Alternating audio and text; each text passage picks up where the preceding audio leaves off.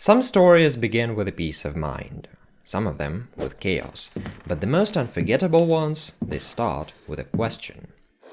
Take Stanley Kubrick's Space Odyssey. It starts with something completely mysterious and out of place, the monolith, which appears out of nowhere to excite and scare the primordial apes that are quite eager to become us humans. Kubrick's mysterious object doesn't come with answers, instead it invites questions. Where did it come from? Was it sent by some other civilization? Does it come from another dimension? Is it a symbol, a metaphor, or something else entirely? The thing is, we just don't know. The apes also don't. Probably even Stanley Kubrick himself doesn't know the definite meaning of this episode, thus demanding from us viewers something quite special: interpretation. We as viewers at some point during or after watching the movie have to take action to think about what it means for us personally. We have to fill the gap that is left intentionally blank by the director. In some cases, the gap to be filled in gets so huge that it leads to some ridiculous outcomes. For example, Yuriy Tarnawsky, the Estonian scholar, writes about a time when he and a friend of his went to see the movie last year in Marienbad. On going out of the cinema and exchanging their thoughts, they find out that while being in the same room and staring into the same screen, they have watched two completely different movies with different interpretations and views on what has happened. What's more is that there is actually no limit to the amount of art that has an equal amount of inherent ambiguity in some of its parts. Take the man in the Macintosh in James Joyce's Ulysses, the woman in the radiator in Lynch's Eraserhead, the dance of death in The Seventh Seal, the ending of The Lighthouse, etc., etc. Quentin Tarantino, another director who vastly uses this technique, actually gives some insight into it by analyzing some of his movies.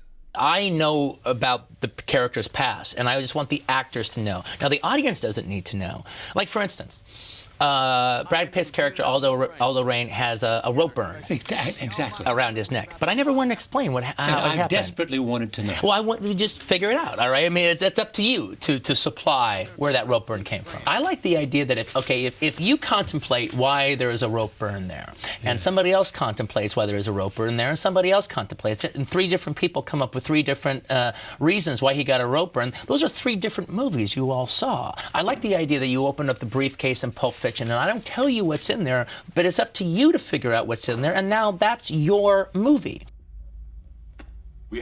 What these examples show us is that perceiving any work of art, be it a movie, a book, a painting, or anything else, is essentially a co-creation of the artist and the viewer, which we tend to call by the word interpretation. The possibility of interpretation is what makes a work of art flexible. It makes it expandable and possibly even infinitely big, because, as Tarantino says, each interpretation creates an entirely unique work of art. But how does interpretation work, and what exactly makes a work of art so inherently ambiguous?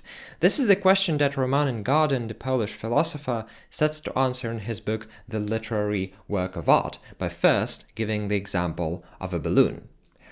You see, when we look at a balloon, we immediately identify what it is. We know that it has a special rounded shape, that it has the same gray color or all around it, that it is full of air or helium, etc., etc. But how do we know that? That's not a trivial question, because whenever we look at a balloon, we can never perceive the whole of it. We can only perceive one side of it, like this side, which has a gray color and a circular shape. But then, based on these properties, we infer the properties of the rest of the balloon and get a mental picture of the balloon in its wholeness. It works in the same way with art, and even so to a much bigger extent. Whenever we read a book, watch a movie, or look at a painting, there are many things that escape our direct perception. We cannot literally see how a character of a book looks, we cannot know for sure what happens in a movie outside its shots, and we don't know what could be painted outside the frame of the painting. But in a strange way, we don't really need to have that knowledge explicitly stated, because we have the power of inferring what that thing outside perception might be. Ingarden says that any work of art consists of several strata, one which is something he calls schematized aspects. Essentially, this means that a work of art is not an object as such, but a schema, a scaffolding of an object. The absolute most of any work of art consists of emptiness, of gaps that are supposed to be filled in by the reader or viewer based on their experience with other works of art and with life itself. And although this schematic structure is an essential part of absolutely any work of art, some artists decide to push it to its boundaries and take the most out of it. In literature, one example is the Ukrainian-American writer Yuriy Tarnawsky, who created the concept of a negative text, which is text that is intentionally left out of a work of literature and left for the reader to co-create. Based on that, he made up the genre of the mini-novel, which has the scope and grandeur of a regular novel, but the size of a short story that leaves many things up to the reader's interpretation. Another literary example is the short story House Taken Over by Julio Cortázar, where two siblings live in a house that is gradually taken over by something. We never find out what that something is, even though we know for sure that it's something rather powerful. So essentially we have to guess whether it's some kind of an alien being or a metaphor for anything. In cinema, besides the movies by Tarantino, a good example is The Lighthouse by Robert Eggers, where in the final scene the main character stares into the inside of the lamp of the lighthouse and sees something that completely shocks and overwhelms him, but we as the viewers never know what it is that he has seen, which makes it even more unsettling, since it is the unknown that we dread the most. There are also examples of directors who try to subvert this law of human perception. One great example is the movie Holy Motors by Carax, in which there is an episode where a character walks by a window, and in the window we see a plane approaching the camera. The camera moves away, we no longer see the plane, but we do expect it to crash right into the building because of our experience with how planes work. But that never happens. It seems like the plane just disappears mid-air, thus defying common sense of the viewer and leaving him even more confused than ever.